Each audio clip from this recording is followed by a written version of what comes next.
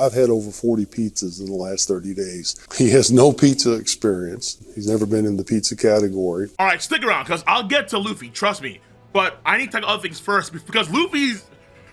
Oh, he has that Papa John's energy. The day of reckoning. The day of reckoning is coming. The day of reckoning has arrived. Monkey D. Luffy is the reckoning. Man was going like, yeah! Stay tuned. It's over. How can you possibly say that? Oh my, no. Easy.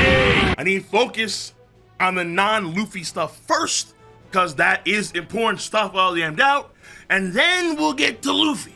Oh, then we'll get to Monkey, Nika D, going beyond expectations. Luffy, the power of imagination, man. It's on your side. Oh my goodness. The world is your oyster. Absolutely. But when you're on the receiving end, it is terrifying.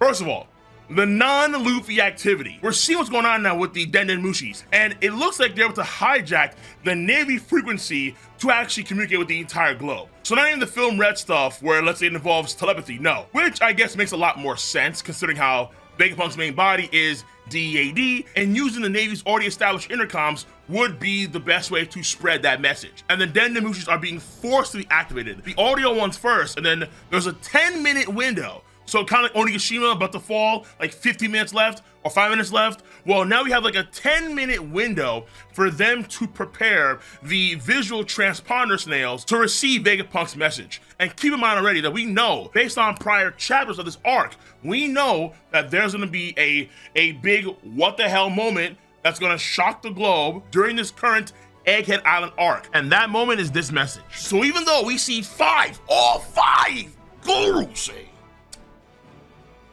pull up, we know ultimately they're going to lose, because the message will get across to the globe. How much? Probably all of it. Why not? What's the point of really hiding when we're in the final saga? But we see all these other islands. We see Dressrosa, we see Fuchsia Village in East Blue in the Goa Kingdom, we get to see Water 7, we get to see all these locations kind of react and set up to the oncoming news that Vegapunk is gonna drop. The bombshell is gonna shock the entire planet. And I gotta say, Water 7, yo, very on point. Oh, they were snippety. Very on point. The same thing for Morgan's. The chicken was very on point. Fuchsia Village held back by a few goddamn decades, clearly. They're in the 1950s or 40s. Only audio, bro? Be better. Never thought they would cost so much money, but the more you know. And what we do know is that Monkey D. Dragon in this chapter, Kambaka Queendom, they have their stuff ready, audio and visual. Dragon, not looking east, looking west. My right, your left. Looking west. What does that mean? To be fair, the lines next to Dragon's panel in that small little section right there, those lines, they don't indicate movement. They indicate the passing of time or changing location, because you have those two thin bars next to Dragon on the left-hand side. All five elders are about to pull up on Egghead Island, and Monkey D. Dragon is nowhere in sight. That is unbelievably shocking in more ways than one. Even more shocking than seeing Dragon Ivankov in the latest SBS 108. Woof.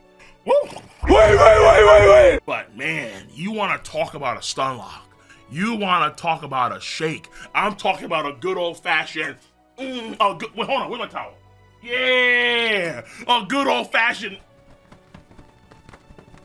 baby shake.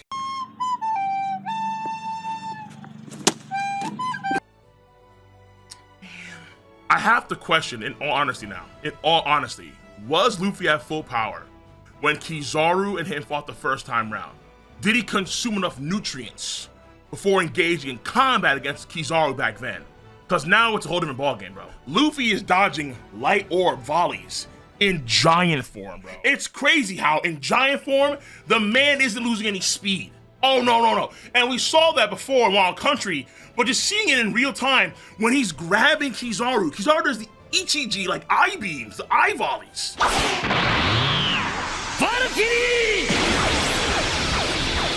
And then Jay with his little talent thing, trying to just, no. That first dodge in itself just was radical. But then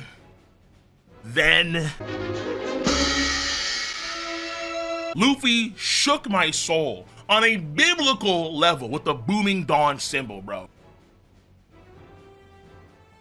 Booming dawn symbol? What are you talking about? Jay, what do you mean? Booming dawn symbol. Bing! This man gave Jay and Kizaru the Sodom and Gomorrah treatment. He just annihilated them, bro. He just went all the way back. Could you imagine a Conqueror's Hockey infusion? No.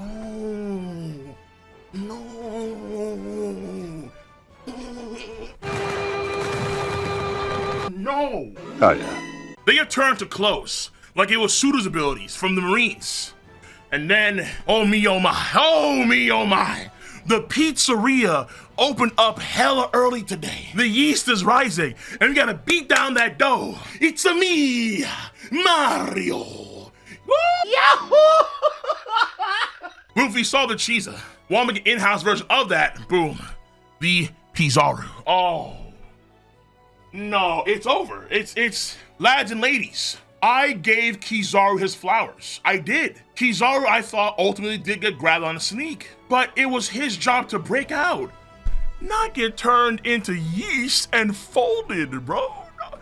These boys unironically got folded. The dough was bad. He just hurls them like frisbees, man. Like you're playing your dog in the beach. Just fing, it just, yeah, get him, Fido. Just go. Come on. The levels of disrespect. The levels of disrespect. I thought that Kaido got disrespected pretty bad when he got jump rope skipped. This is significantly worse. Significantly worse. And I know listen, I'm telling you right now, Luffy's powerful as hell, don't get me wrong. But people forget, Kaido had to go through all those shenanigans before even fighting against Luffy one-on-one. Let's just calm down, okay? He was levitating an island the entire time. The entire time. Which, by the way, we do see cover story, Wano Country focus. Very intriguing there, for damn sure. Because for me, it means we may see updates on certain characters, like some Beast Pirate members, Momonosuke, Kinemon, mainly Yamato, aka Yamabro, who said roughly around 5 or 6 times in Wano Country that they would join the Strat crew. Please! The cover story sometimes, they do lead up to what's going on in real time. We kind of saw that with Vegapunk and the whole match thing, and we saw it clear with Kuzan and Von Augur grabbing Pudding, and how that was also important in real time. After Luffy does his frisbee tosses, the maniac laugh, Saturn recovered.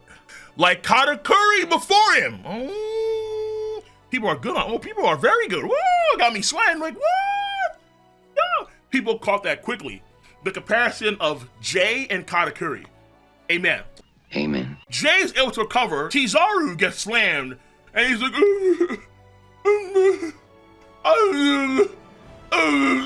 that's Kizaru. And folks said that he was like crying. No, that's his glasses, okay? I'm not gonna lie to you. Kizaru, the stocks of the admirals as a whole, as a unit, went down. It's not me, it's Oda and Luffy. There ain't no way in hell that we're gonna be focusing on Luffy and Kizaru at this point in time when not one elder, all 5. I've assembled all 5 special cards. After Jay communicates telepathically to the Gorosei. We saw early in the chapter, and then we see at the end of the chapter where he says, shall I perform the summoning circle? Very well. How are you guys talking? Because we know, because we saw that every audio-based Den Mushi has been compromised by Vegapunk's message and his tech. So how can they communicate when the Den Mushis are compromised? Especially when Jay's in the heat of battle. Is there a Mushi somewhere in his beard? I think it's telepathy.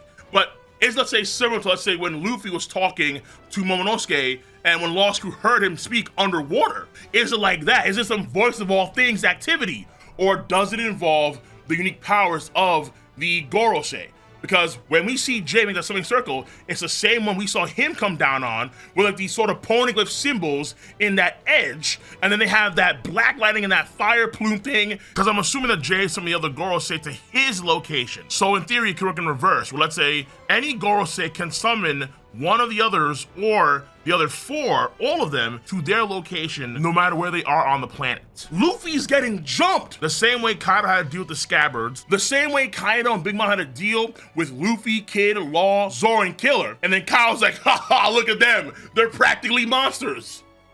Is that Luffy now? Oh, look at them. Yeah, they're practically monsters.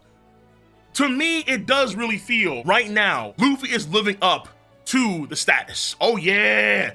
Luffy is living up to what it really means to be an emperor of the sea, of the new world. Living up to that Kaido, to that Blackbeard, that Big Mom, that Prime Whitebeard, that Chunks, that red-haired goodness. Yeah, it really feels that way, honestly. Speaking of which, I did a video a few months ago talking about Shanks versus, you guessed it, the 5 elders. And if Shanks walked into that room, 5 elders activated, does Shanks walk out? I said, of course. Does Shanks beat them? We're gonna find out via Monkey D. Luffy. Because even though they're here to stop the broadcasts, it's Luffy's job to prevent that from happening. Now, it could be the case here where they touch down and then they fan out, they disperse. But knowing Oda, you have the Gorosei all squad up.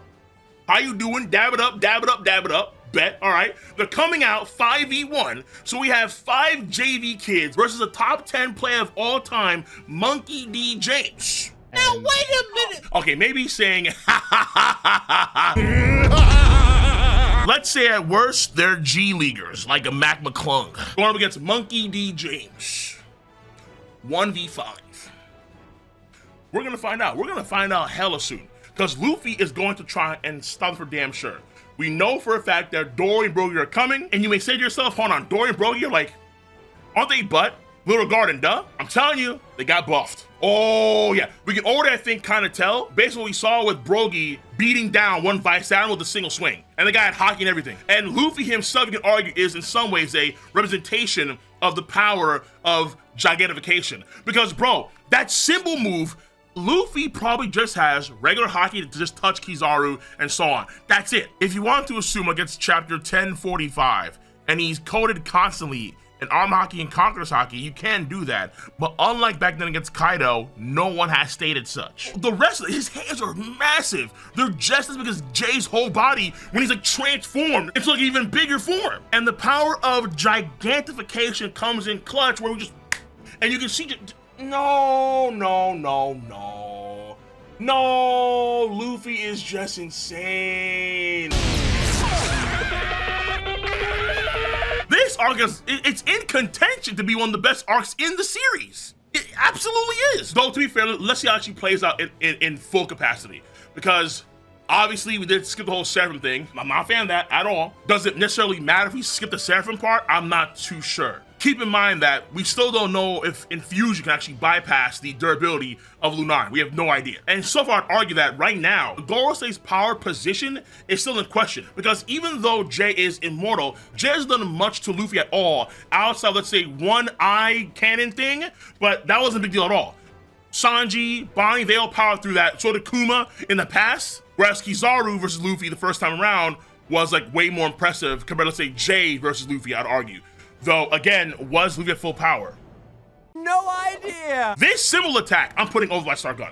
Oh, absolutely. This Gigant power is just off the charts. And I would say that, in all honesty, all 5 Gorosei pulling up at the same time, potentially 1v5 against Luffy, is gonna jump Luffy. That means a sign that the actual Gorosei are all equal in power, or like they're relatively close to each other in terms of power. And I think in the grand scheme of things, we're clearly setting up the involvement of Luffy against the world government and Emu in the future. Though as a result of all 5 Gorosei coming up, it's now more likely that Jay does not die in this arc. And we wind up escaping like what Luffy wants, and then we save them for another day in the future. I would say in terms of the story, this sets up like the Emu face reveal in the very near future. Like, don't be surprised come the end of this arc, or let's say post Egghead Island, we get an Emu face reveal because we know that the elders are going to fail. The elders will fail because the nation told us as much. The message will get out there. And I have talked about this in a video before. Check that out. Will Emu be pleased? I don't think so. Like, what the? Spankings are in order. Oh.